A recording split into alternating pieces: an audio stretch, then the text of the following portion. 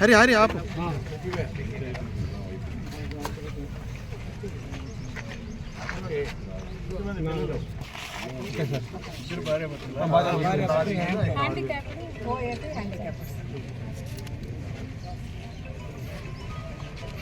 డబ్బులు పట్టుకొని చూడమ్మా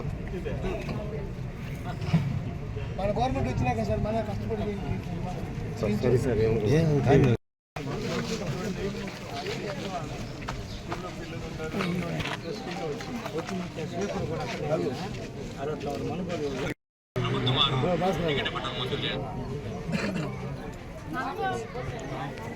శంకరమ్మని కూడా రమ్మను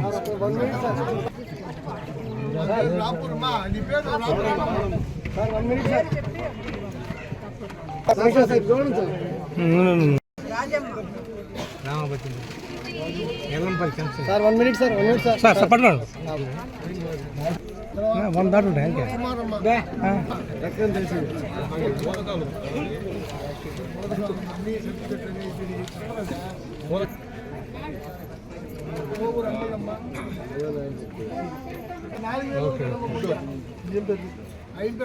సంపూర్ణ ఈరోజు ఇక్కడ పింఛన్ల పంపిణీ జట్లకొండూరు మనుబోలు మండలం రావడం జరిగింది. ఉదాహరణకి ఒక్క మనుబోలు మండలంలో 5,564 మందికి పింఛన్లు ఇస్తున్నాం. నెలకి 2,40,45,000 ఇస్తున్నాం. అంటే దాదాపు 30 కోట్లు సంవత్సరానికి మనుబోలు మండలంలో. మొత్తం మనుబోలు మండలానికి వృద్ధాప్య వితంతు వికలాంగుల పింఛన్ ఒక చిన్న మండలం. అంటే ఇది 30 కోట్లు అంటే 60 కోట్లు. నెలకి 2,700 కోట్లు రాష్ట్రంలో ఖర్చు పెడుతున్నాం. సంవత్సరానికి దాదాపు 33,000 కోట్లు. మనం భారతదేశంలో ఇండియాలో వాళ్ళందరూ మా పెదమ్మలు అక్కలు అందరూ వినాలా, భారతదేశంలో 4,000 రూపాయలు ఇచ్చే పింఛను ఏ రాష్ట్రం లేదు. నెక్స్ట్ తెలంగాణ అంటే హైదరాబాద్ పెట్టుకొని మనకు లేదు క్యాపిటల్ సిటీ అంటే ఎప్పుడు ఇంప్రూవ్ చేస్తున్నాం. 2,016 రూపాయలు 2,000 ఇస్తున్నారు.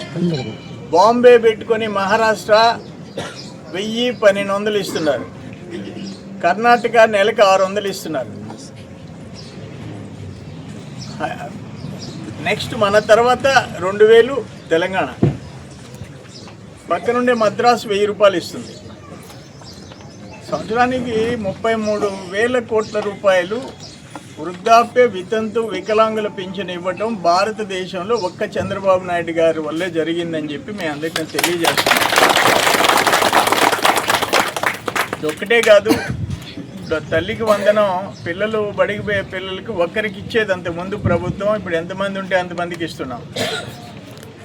అట్లే మా అక్క చెల్లెళ్ళకి ఆర్టీసీ బస్సులో టికెట్ కొనబడలే, ఎగిరెక్కి కూర్చుంటే చాలు. వాళ్ళు మా మగవాళ్ళకి కూడా సీట్లే, అందరూ వాళ్ళే కూర్చుంటున్నారు. వాళ్ళకి ఫ్రీ ఇస్తున్నారు, దేవుళ్ళ దగ్గరికి పోయిస్తున్నారు, గుళ్ళకి బళ్ళకి పోయిస్తున్నారు. సంతోషం. ఇప్పుడు అందుకే ఆర్టీసీలో సిబ్బంది చాలటం లేదని కొత్తగా చాలామందిని రిక్రూట్ చేస్తున్నారు. బస్సులు కూడా కొత్తగా తెప్పిస్తున్నారు మా అక్కజెల్లెళ్ళ కోసం. ఇవన్నీ జరుగుతున్నాయి. గ్యాస్ సిలిండర్లు 3 దీపం పథకం ఇస్తున్నాము.